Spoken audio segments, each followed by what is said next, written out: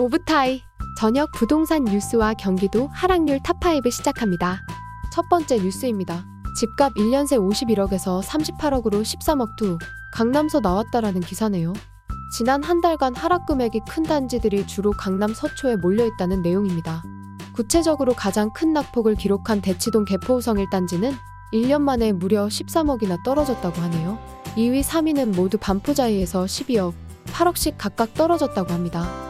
좋은 소식이네요. 송파에서 허구한 날 반등한다고 떠들어봤자 강남 무너지면 무용지물이죠. 조만간 송파 반등은 다시 하락 전환할 거라는 내용으로 영상 한 편 올릴 예정입니다. 두 번째 뉴스입니다. 원희룡 국토부 장관이 집값 띄우기 작전 세력을 근절하기 위한 대책을 마련한다는 내용인데요.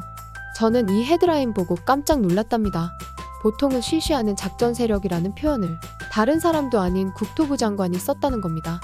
코스닥 잡주도 아닌 아파트에 대해 작전이라는 표현을 쓸 정도면 도대체 그동안 얼마나 많이 해먹은 걸까요?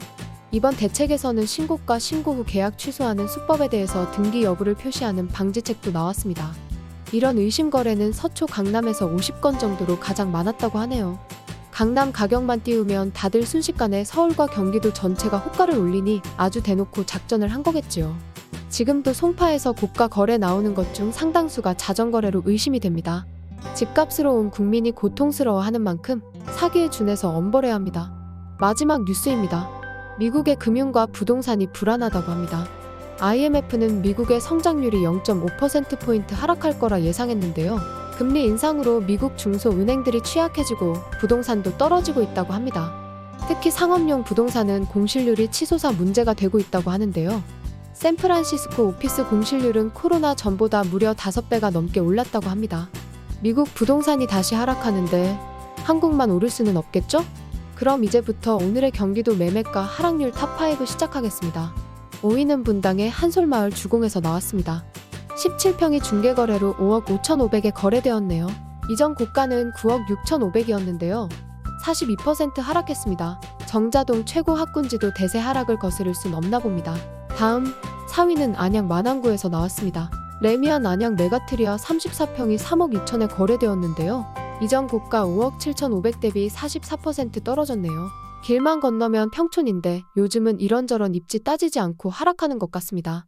3위는 용인 기흥의 금화마을 5단지 주공 아파트입니다. 고점 5억 4천 대비 44% 하락한 3억에 24평이 거래되었네요. 수인분당선 역세권의 신갈 IC 바로 옆이라 교통이 좋은데도 무섭게 떨어지고 있네요. 2위는 어디일까요? 양주시 삼북동의 현진 에버빌 1단지입니다. 37평이 이전 고점 4억 8,500 대비 45% 하락한 2억 6,900에 거래되었네요. 이런 소액 아파트가 2억씩 1년 만에 빠지면 눈물이 앞을 가릴 듯합니다. 대망의 1위도 안양에서 나왔네요. 평촌의 영풍 아파트가 1억 5,500에 거래되면서 하락률 마이너스 55%를 찍었네요. 이전 고가는 3억 4,800이었는데요. 직거래 감안해서 시장가로 보정하더라도 2억인데 한 달 전에 비해서도 무려 8천만 원이 더 떨어졌네요. 이상입니다. 구독과 알람 설정으로 가장 빠른 부동산 뉴스와 시세를 매일 받아보세요.